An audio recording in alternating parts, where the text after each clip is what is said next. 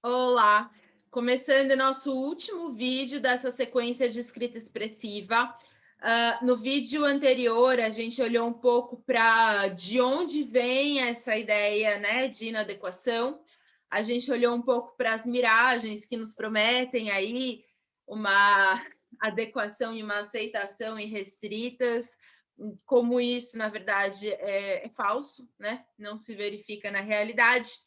E hoje a gente vai então fazer o nosso último percurso e nosso último exercício dessa sequência aí breve. Eu gostaria até de ter feito mais, de ter falado mais, de ter trazido mais referências. É um assunto super rico, mas infelizmente assim a gente tem que trabalhar com o que a gente tem. Esse final de semestre tá bem puxado, então pelo menos estamos aqui entregando alguma coisa, começando a discutir esse tema, né? A gente pode voltar a falar sobre isso em outro momento. Mas, enfim, o objetivo dessa sequência era pensar um pouco nessa sensação de rejeição, pensar um pouco nessa sensação de desadaptação e investigar, né, um pouco como que isso se dá para cada uma de nós, para quem já passou por essa sensação de ser o patinho feio, investigar um pouco como que isso aconteceu, né, na sua história.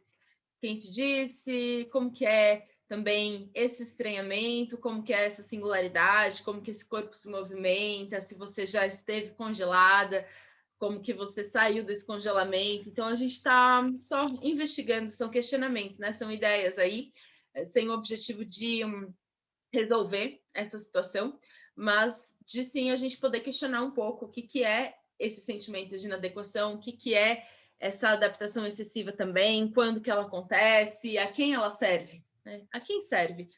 A que serve, né? Se adaptar em excesso, a que serve estar tão igual a algum modelo?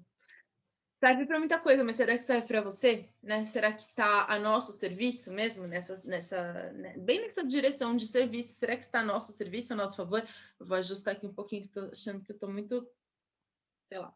Bom, então, vou começar hoje já falando que não é culpa da mãe, tá? Não é culpa da mãe, mas que quando a autora de Mulheres que Correm com os Lobos analisa o conto do Patinho Feio, ela para olhar alguns tipos de mãe. E aí, quando eu falo mãe, não é a mãe, né? Mas é a função materna, essa função de cuidado, né? Esses primeiros cuidadores e tal.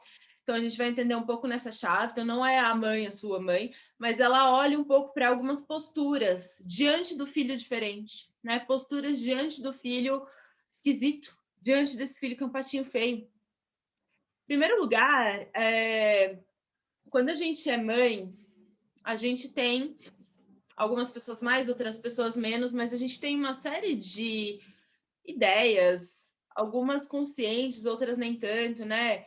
Em torno do que aquele filho deve ser, do que um filho deve ser, de que um bebê deve ser, de quem ele vai se tornar. E esse filho idealizado, esse filho imaginado, esse filho sonhado, nem sempre é igual ao filho que vem, né? Então a gente tem que passar por esse primeiro entendimento de que o filho é outra pessoa, né?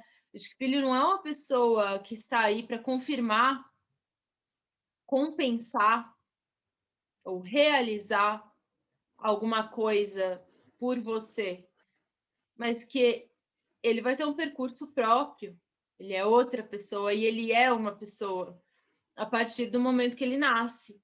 O bebê é uma pessoa. E isso parece tão óbvio, né, quando a gente formula assim, mas para muita gente não é. E essa questão da adaptação já vem desde o primeiro olhar para o bebê, que é a gente procurar modelos de como o bebê deve se comportar, quantas horas o bebê deve dormir, quando o bebê deve rolar, quando que ele senta, quando que ele faz, e a gente fica procurando esses marcos. E tudo bem, né? A gente sabe que existem sim etapas de desenvolvimento que às vezes, se elas não acontecem, a gente precisa olhar com mais atenção para o que está acontecendo. Claro que a gente vai fazer um cuidado, um monitoramento de como essa criança está, né? E isso tudo bem, isso é um zelo, certo? A questão começa com uma comparação, ou de começar a achar que há algo de estranho nessa criança que chora, há algo estranho nessa criança que dorme 1 hora a menos do que a tabela disse que tinha que dormir, há algo de estranho nessa criança que mama e quer continuar no peito. E será que há algo de estranho? Ou para quem você está perguntando? A gente volta para o outro exercício. Quem está te dizendo? Quem está te dando notícias? Né? Mesma coisa depois, quando cresce, vai se alfabetizar. Algumas crianças aos 5 anos já estão grafando algumas letras, outras crianças aos 8 anos ainda estão desenvolvendo aí suas habilidades na leitura e na escrita. Quando que isso é um problema? Para quem você pergunta, né? Eu acho que isso são coisas relevantes para a gente trazer. Mas aí, voltando para a história do Patinho Feio, quando a autora vai falar sobre os tipos de mãe, ela vai falar da mãe ambivalente, ela vai falar da mãe prostrada, ela vai falar da mãe criança, mãe sem mãe, e ela vai falar da mãe forte. Então, vou comentar rapidamente isso, porque tem um pouco a ver com esse modo como a gente olha para a nossa diferença, para entender se essa diferença é uma diferença, né? Ou se essa diferença é um erro, é um equívoco, né? A gente quer consertar e aí começa toda essa questão de querer se adaptar. Então, quando ela fala da mãe ambivalente, por exemplo, ela vai falar daquela mãe que, assim, ela vê que o filho é estranho, tá? Aqui eu vou usar a palavra estranho, assim, né? Nesse sentido da mãe lá do Patinho Feio, que ela choca o ovo e ela, quando ele nasce, entende que não é igual aos outros filhotes, mas ela insiste um pouco, né? Ela insiste um pouco nesse cuidado. Só que a mãe ambivalente, ela fica ali entre dois lugares, né? Duas possibilidades. Por um lado, lutar por esse filho, né? Lutar pela diferença desse filho, deixar que esse filho se desenvolva como ele veio ao mundo, né? Deixar que esse ovo que eu choquei lá, esse patinho que nasceu diferente dos meus outros filhotes, ele siga seu curso e tenha assim esse acolhimento de mãe e esse cuidado de mãe, mesmo ele não sendo idêntico aos outros patos, né, que eu choquei. E por outro lado, vai ter uma comunidade inteira, inclusive na história, os próprios irmãozinhos, né, patos lá, falando toda hora que tá errado esse pato. Tá errado esse filho aí, tá estranho, tá esquisito. Isso aí tá, né? Manda embora essa criança diferente. Então, essa mãe ambivalente, ela é aquela mãe que ela fica fazendo esse movimento, né? Por um lado, ela quer acolher o filho, ela quer cuidar do filho. Por outro lado, essa pressão, e a gente sabe, né, que quando tem alguma coisa ali na criança que não está totalmente idêntico ao esperado, ou às outras crianças que estão ali em volta, ou algo, você tem que lutar, né? Porque você tem que assumir junto com seu filho essa singularidade,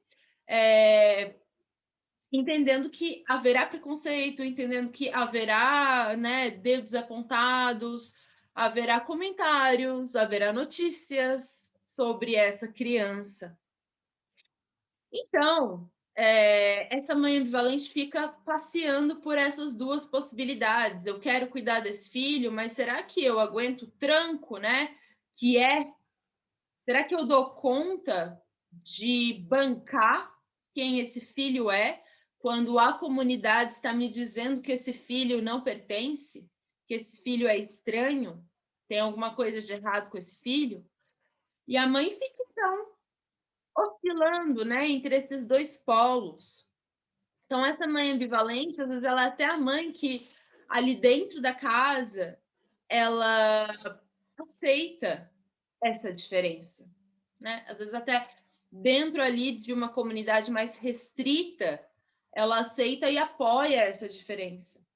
mas ela avisa o filho sobre como essa diferença vai ser lida.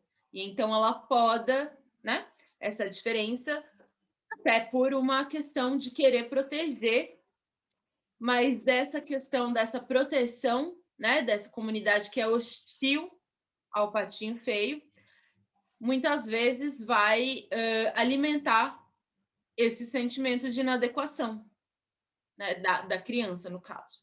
Então, essa é a mãe que, ali, quando age no sentido de eliminar essa diferença da criança, o faz dizendo que essas são palavras da autora, né, para o seu próprio bem. Então, não é que a mãe, né, diz, como se a mãe dissesse, eu te aceito, mas os outros não vão te aceitar, então trate de se comportar dessa forma. E ela fica oscilando, né? Desejando, por um lado, que esse filho não tivesse esse traço, para que ele pudesse ser aceito, e, por outro lado, no seu íntimo, achando que esse traço de diferença não tem nada demais, mas que difícil que é inserir essa criança na comunidade. Que difícil que é perceber a hostilidade dos outros, que difícil que é bancar esse filho. Então, essa ambivalência é esse movimento, né, de oscilação entre querer acolher o filho e, ao mesmo tempo, querer eliminar a diferença, para que ele seja acolhido pelos outros. A outra mãe que ela comenta é a mãe prostrada, essa é a mãe que desiste, essa é a mãe que desistiu da criança, tá? Então, essa mãe, ela vai dizer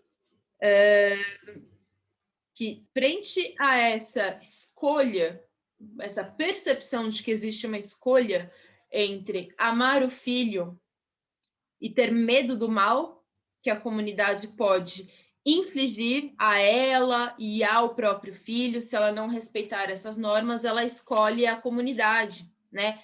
Ela escolhe, ela faz uma opção pela eliminação ali da diferença, né? Que na verdade ela não consegue eliminar, então muitas vezes ela desiste do filho. Ela acaba optando por não apoiar, né? Não bancar essa diferença, porque frente à ameaça do mal dessa comunidade, ela vai optar por se proteger, né? E não escolher o filho. Entre o filho e a cultura, eu escolho a cultura. E a autora diz, né? Quando uma mãe é forçada a escolher, estou citando, entre o filho e a cultura, existe algo de repulsivamente cruel e refletido nessa cultura, claro, né? Uma cultura que exija que se prejudique a própria alma para fazer cumprir as proibições é, na verdade, uma cultura muito doente. Essa cultura, ela coloca entre aspas, pode ser aquela em que a mulher vive, mas o que seria ainda mais prejudicial pode ser a cultura que a mulher leva por aí e com a qual concorda dentro da sua própria cabeça.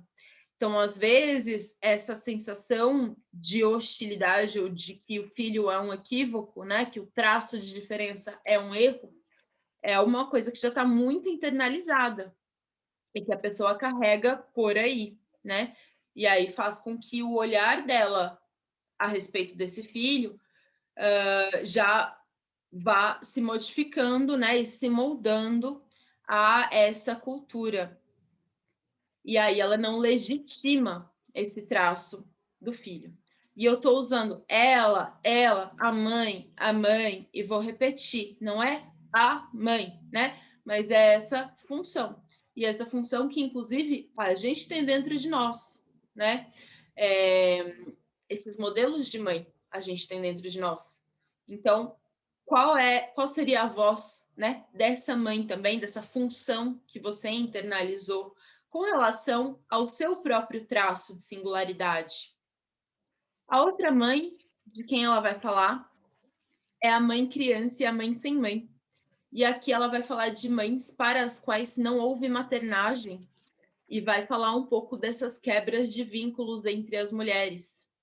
Porque veja só, quando a gente olha, né, por esse viés que ela está trazendo aqui nesse capítulo, ela vai falar muito sobre os grupos de mães e como essas transmissões de cuidados com as crianças e de sensação de pertencimento a um círculo, né, a um grupo de mulheres ali que já tinham tido seus filhos e tal, como que isso é importante e como que isso não existe mais. Então ela vai dizer assim, tudo que sobrou desses círculos, desses grupos, né, dessa questão de transmissão, tudo que sobrou disso nos nossos dias é um farrapinho chamado chá de bebê, em que são comprimidas, no espaço de 2 horas, todas as piadas sobre partos, dons maternos e histórias sobre os órgãos genitais, que não se encontrarão mais disponíveis para a mulher durante toda a sua vida de mãe. Na maioria dos países industrializados, hoje em dia, a jovem mãe choca, dá à luz e tenta beneficiar seus filhos completamente só. Trata-se de uma tragédia de enormes proporções. Como muitas mulheres nasceram de mães frágeis, mães crianças e mães sem mãe, elas próprias podem possuir um modelo interno semelhante de automaternagem. O que acontece aqui, né? Quando a pessoa... Eu não vou nem olhar mais nesse ponto, porque acho que eu quero caminhar para outro lugar. Quando a pessoa não tem a mãe, né, não tem essa maternagem, não tem referências do que é ser mãe, para onde ela olha para buscar essas referências? Aí tem uma questão, né? Porque essa mãe que não está inserida numa rede de apoio, não está inserida numa rede de ouvir falar sobre ter filhos, como é parto, como é a amamentação, como é o puerpério, como é o corpo, como é o bebê, né? Essa mulher que não teve esse acesso, para quem ela vai olhar para buscar essas referências? Muitas vezes ela vai olhar para um discurso médico ou científico, só que a gente sabe que esse tipo de discurso, embora tenha o seu lugar e precise ter o seu lugar, que é muito importante, ele não vai suprir essa transmissão, essa necessidade de transmissão, que é a transmissão da experiência de ser mãe, né? Que é a transmissão do, né, de ter passado por isso, de ter sobrevivido a isso, de entender como é a parte emocional ali, de ter filhos, né? E de entender que a mulher passa, sim, por uma transformação, se torna alguma outra coisa ali a partir daquele momento. Não ter isso traz um vácuo, né? É uma falta, é um silêncio, é uma ausência. E aí o que se faz com esse silêncio é o que de repente pode impactar essa criança, né? Com relação a essa questão dela ter uma diferença ali, dela ter um traço ali, sei lá.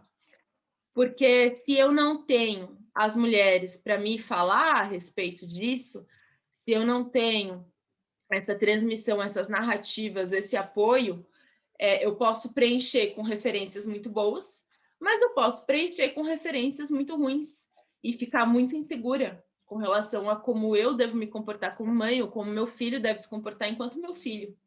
Então, isso vai criando uma desconfiança, né, sobre a própria capacidade de maternar. E eu não ter tido essas referências positivas, afirmativas e francas, honestas, né, a respeito da experiência de maternagem, é algo que vai ali ter um impacto, sim, né, sobre o modo como eu trato o meu filho e sobre o modo como eu me entendo neste lugar. Aí agora falando, sim, né, de uma experiência realmente da mulher que se torna mãe. Então, aí essas mães, né, tem mães que não passaram por essa referência ali do que é uma maternagem, acaba sendo, ela diz, né, às vezes uma criança que finge ser mãe, né, e ela traz aqui, pode ser que essa mulher tenha uma atenção maternal exagerada, que a leva a querer fazer e ser tudo para todos. Não é capaz de orientar e apoiar seus filhos. Perere, perere. mas acaba deixando o filho maltratado em péssimas condições. Aqui ela vai passar um pouco de novo pela história do Patinho Feio, por outros momentos ali da história, mas o que ela diz é que essa mãe, às vezes, tenta suprir essa impossibilidade de conseguir ali articular essa maternagem com uma atenção muito exagerada para alguns aspectos totalmente,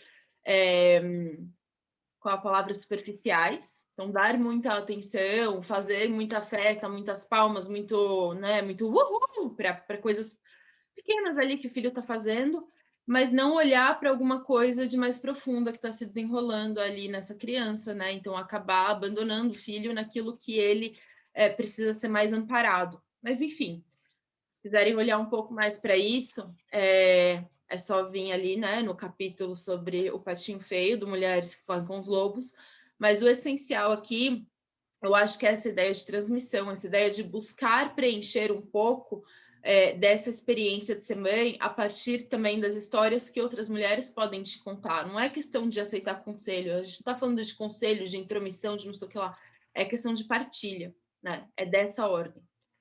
E aí, por último, ela vai falar dessa mãe forte, né? E dizer que uma mãe forte tem uma prole forte. Então, ela diz assim, que o remédio, né? O remédio para tudo isso que a gente falou até agora está em obter cuidados de mãe para a nossa própria mãe interna. Aqui ela diz, né, dessa internalização do que seria essa função materna e tal. Isso se obtém com mulheres reais, no mundo objetivo. Sejam mais velhas, mais sábias, né? Elas se tornaram calejadas por terem passado por tudo que passaram. E independente do custo, mesmo agora, seus olhos veem, seus ouvidos ouvem, suas línguas falam e elas são gentis. Então, o que ela diz aqui? Que encontrar, né, essa força depende também de um relacionamento entre mulheres que seja de cuidado, de apoio, né? Não de competição. De novo, voltar a essa questão da transmissão, se permitir ser cuidada também, né? E maternada ali por amigas, por grupos de mulheres. Encontrar esse lugar, né, com essas mulheres. E assim poder também bancar, né, essas singularidades aí de si mesma e dos filhos com esses apoios que não estão nas miragens, nem nas referências vazias, mas que estão ali realmente em histórias vividas, experiências pelas quais as pessoas passaram.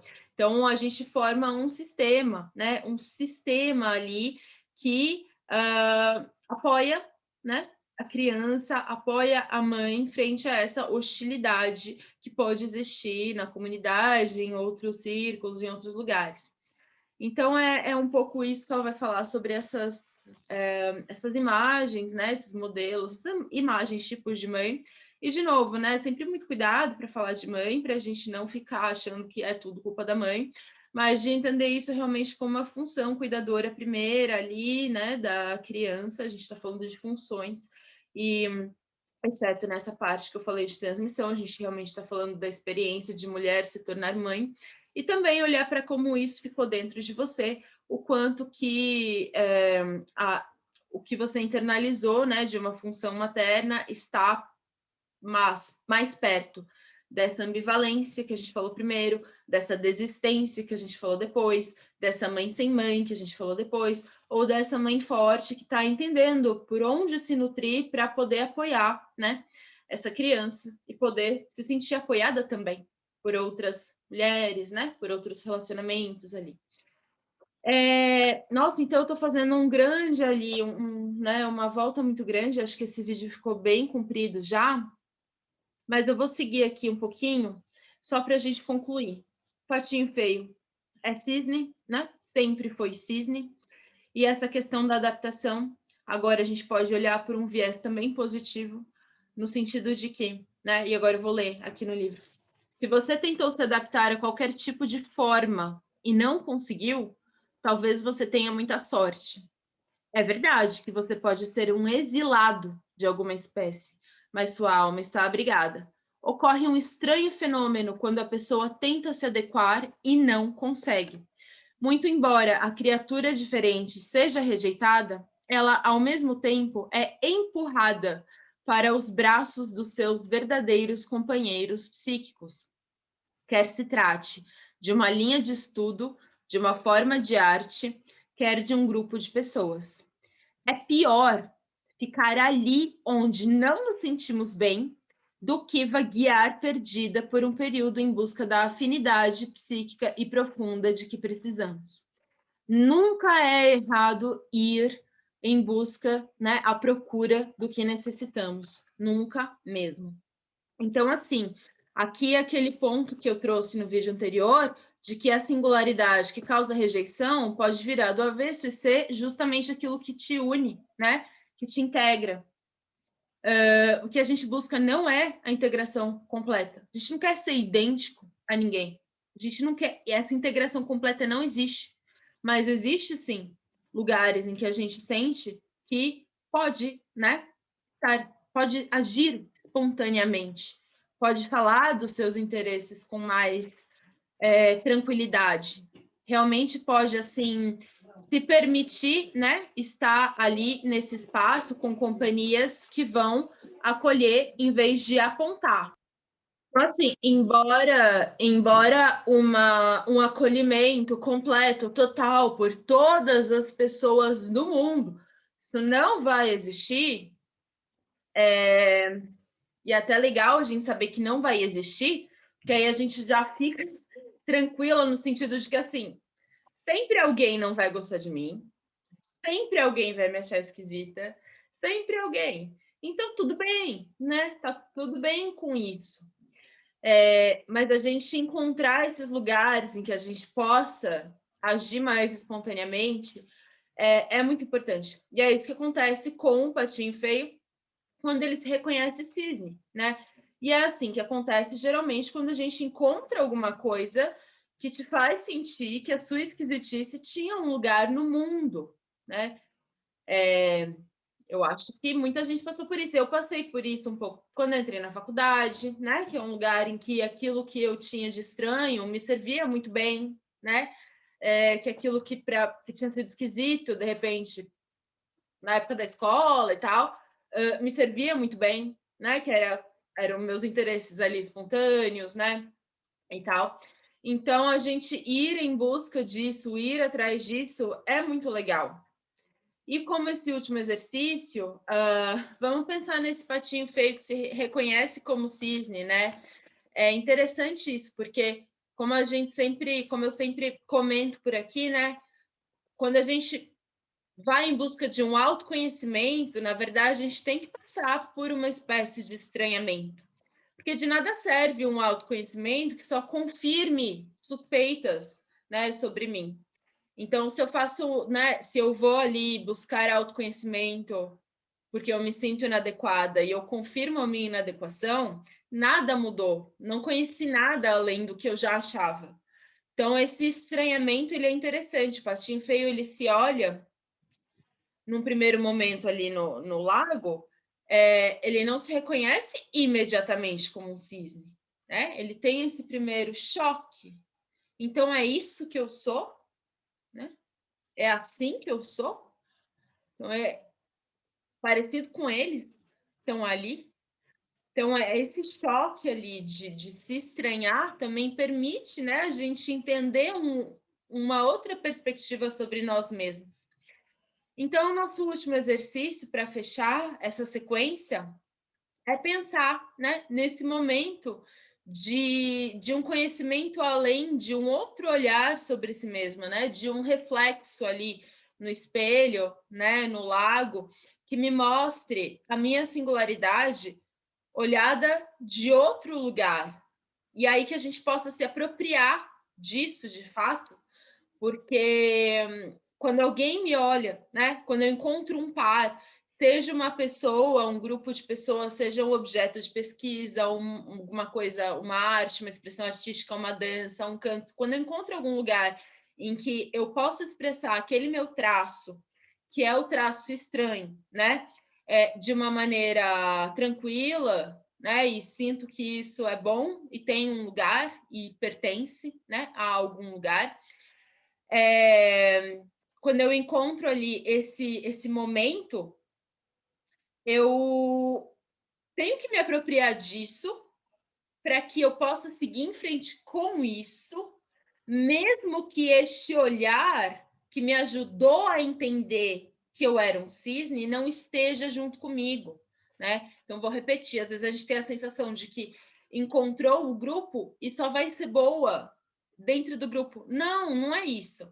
Quando a gente encontra esses lugares de pertencimento, é o nosso olhar sobre a nossa singularidade que se transforma. E aí a gente pode caminhar, seguir caminhando, e mesmo que a gente, né, atravesse outros lugares em que a gente vai ser rejeitada, a gente já entendeu que essa singularidade não é rejeitada porque ela é horrível em si mesma, mas sim porque a gente tem perspectivas diversas e a gente quer encontrar esse lugar de pertencimento, se apropriar desse traço, se apropriar dessa singularidade, para que quando esse olhar que entendeu que eu era um cisne não esteja, eu continue sabendo que eu sou cisne. Será que deu para entender? Acho que sim. Então, esse último exercício, na verdade, também não vou pensar em tantas reviravoltas, porque eu já falei demais também, já falei muito, mas seria esse momento, né, de reconhecimento. O que em você virou do avesso, né? Qual foi o índice de rejeição que virou do avesso e se tornou, ou pode, né, ou tem a potência de se tornar um elemento de integração, um elemento de força, um elemento de resistência, porque esse núcleo selvagem do patinho feio é a resistência, né? É um núcleo de resistência, é aquilo que, por mais que eu tente adaptar, não vai se adaptar. Eu vou continuar tendo que caminhar com esse corpo estranho, né? Então, vamos tentar identificar o que é esse traço, né? O que é isso que eu tenho, que pode ser justamente aquilo que vai me empurrar, né? Para esses. Agora eu perdi a página, né? Mas ela falou para esses companheiros, né, psíquicos aí. Quais são? Você sabe quais são? Você já encontrou? Né? Onde que você pode ser mais espontânea. E eu peço desculpas pelo tamanho do vídeo. E aí cada vídeo ficou de um tamanho completamente diferente, né? Mas tá tudo bem. E então vamos concluindo por aqui. Espero que vocês tenham gostado, tenha tido alguma coisa, né, que tenha dado para aproveitar. Obrigada e é isso.